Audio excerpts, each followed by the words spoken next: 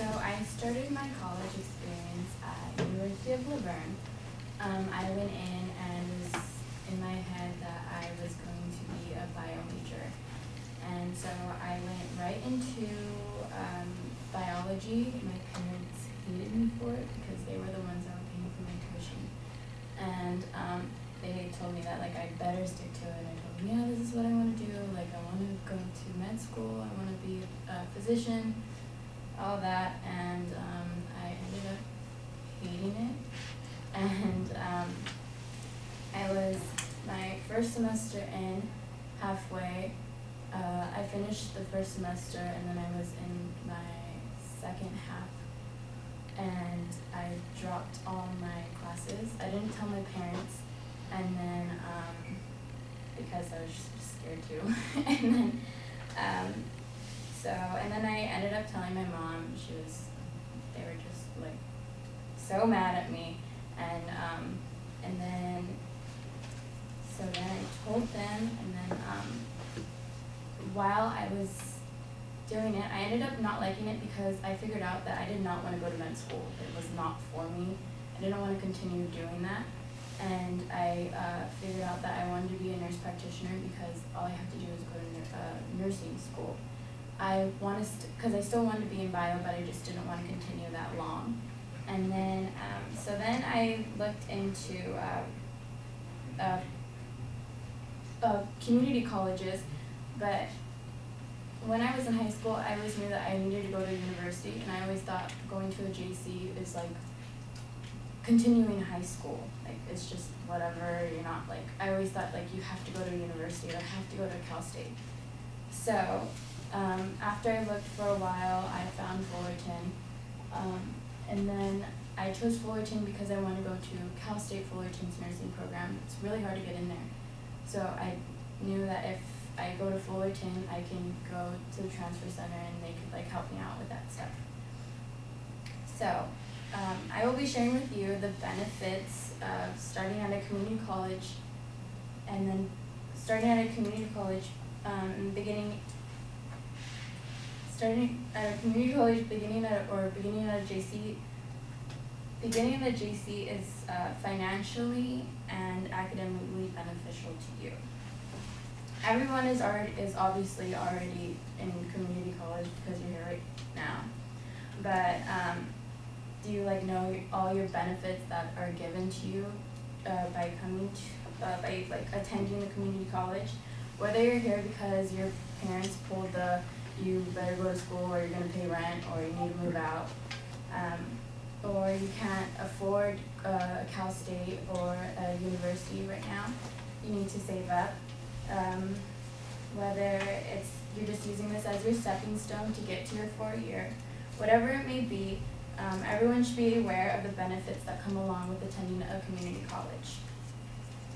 So first, continuing your education at a community college is beneficial to you financially because it allows you to keep a little money in your pocket. According to Community College Research Center at Columbia University, in 2016-17, the average published tuition and fees for a full-time student at a public 2-year institution nationally were $3,500 compared with $9,650 at a public 4-year college. The average net price, however, was -$500, meaning that grants and tax benefits covered a portion of the experiences of the average full-time community college student. Also, according to the 2011 to 2012 National Post-Secondary Student Aid Study, after continuing for grants, nearly 38% of community college students, full-time and part-time, pay nothing or receive money back for attending, while 71% pay less than $1,000 and only 9% pay more than $2,000 after accounting for grants. And then some more pocket change that you can keep is by close commute and living at home. Living at home may not be in everyone's mind, especially if you're just graduating and wanting to get up and wanting to get into your own place. But living at home while attending college is one of the best decisions, and it allows you to save up some extra money, maybe for the apartment that you want to get after you finish with your community college classes and ready for the next step. Next, a JC is beneficial to you academically. So on average, a college student changes their career three times throughout their college years. According to the National Center of Education, if you had gone to a 4-year and jumped right into your so-called major and then discovered that you had no interest and you'd be throwing away money or having to pay the university back, like me, to pay that university and wasting some time, at a community college you're able to knock out your generals, and it gives you, in trying to figure out what you exactly want, you can test your waters. Then transferring to that 4-year university. Of the students who transfer to 4-year public institutions, 42% complete a bachelor's within 6 years of starting at a community college. Of students who transfer to private nonprofit 4-year institutions, 31% complete a bachelor's within 6 years, according to CCRC. And then, so I just added this because there's community college locations everywhere. And there's many in Southern California and Northern California where we are. And then here's some charts. These are from Iowa and Minnesota, but you can still see that community college tuitions are far less than attending universities. And then here's another one for, this is 2004 and 2005 is the blue.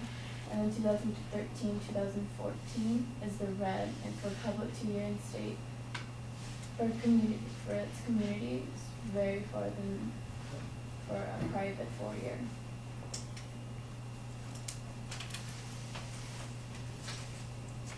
And then services and needs it offers to a community college. Community college offers many resources to their students to help them get to their next level in life. For example, here at Fullerton Community, we have an academic support center that everyone should be taking advantage of, because you can get help with just about anything you need. Career life planning center to help with deciding on that major. Computer labs, transfer centers, counseling, and financial aid are some of the many services that are offered to community colleges. Community colleges offer a wide variety of courses, allowing you to test the waters of the subjects to help guide you to the perfect major for your class, for yourself. Classroom sizes at universities are up to 300 to 400 students, whereas JC averages 25 to 35, giving you more opportunity to get help from your instructor if needed and if available. More than 80% of community college students work part-time or full-time, and many have family responsibilities. Community colleges offer unique opportunities for working students and new parents to enjoy the benefits of education at a place that fits their busy lives. By offering classes during the day, evening, and sometimes weekends to accommodate students with work schedules and family commitments. So if my experience wasn't enough, I added Aaron Rodgers. He's a quarterback from the Green Bay Packers, said, joining an athletic team or another student ordination is one way community college students can build a support network on campus. And Tom Higgs explained when he drove past the campus a few years ago with one of his kids and summed up his 2 years there this way: that place made me who I am today. Hanks also said one of the reasons he chose to attend community college was affordability. And then this was just the percent of students who were satisfied with their overall college experience, who were enrolled. And then that's Tom Hanks and Rogers. And in conclusion, it's financially and academically beneficial for you to continue your education into a community college. It allows you to keep a little extra money in your pocket and save for a 4-year university you're trying to get to, or just save up in general if your community college is the only level you need. Also allows you to advance academically by many courses, selections, and services that are made available to you daily on campuses. Since you've chosen this route, good job now, and just take advantage of the offers that you are given while you're attending the JC.